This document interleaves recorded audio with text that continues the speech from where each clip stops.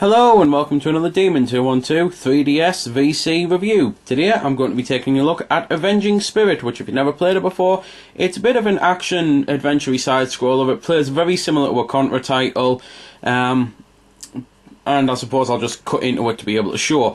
Basically what makes this cool is the fact that you have to play as a ghost and possess your enemies. So when you're in a ghost form, you're constantly losing energy, so you really do have to possess an enemy. You can't just beat the levels by being the ghost.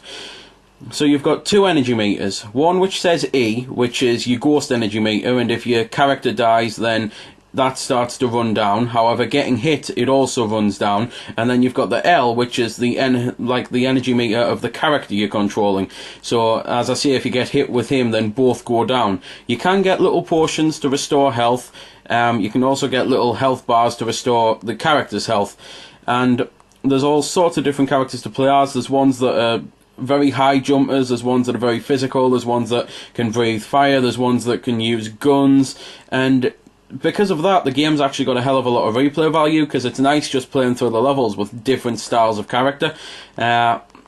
When you get to the end of a level, you are a boss, and this is where the energy meter changes, because all of a sudden there's still two energy bars. However, instead of having one for your ghost and one for the character you're controlling, it's just one for you and then one for the boss, and you get the big energy bar. So don't think as well that if you, for example, I've got, I think, 4 bars just looking at it, 3 bars now of ghost energy, whereas my character's got 2 bars. If I was to be able to fill up my character to have, I think, the maximum of 10 bars this one can have, then just because I go into the boss doesn't mean I'm going to have it easy, because I've actually only got 2 bars of energy all of a sudden. So you do have to keep an eye on both energy meters, and this should be a boss here actually to prove me point.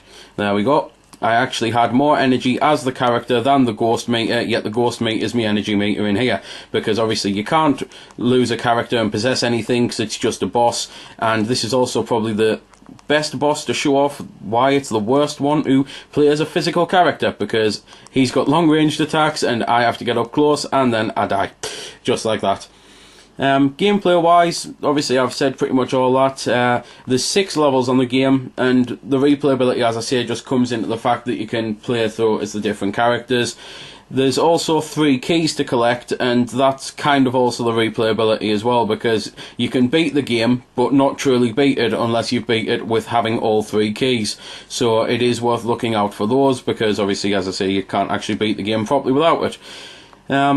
Other than that, well, there's nothing really much left to say. Graphically, it looks really good. The animations are good. The character animations and the backgrounds are quite detailed for a Game Boy game. Musically, it sounds really good. And other than that, for £2.70, it's a pretty nice little title to play, because I'd never heard of it. I honestly hadn't. There's probably people out there going, how can you have never heard of this? But even when I started to research the game to see if it was something I wanted, I just couldn't find any details. I found out it was out in the arcade as well, but couldn't find out if the Game Boy port was a good part of the port of the arcade version or a bad port. And in the end, I just had to risk it and go for it, and I've not looked back. I'm quite happy that I decided to get it. So there we go then. That's been the review. I hope you found it helpful. I don't score the games because that's based purely on opinion, so instead I'll leave you to make your own mind up.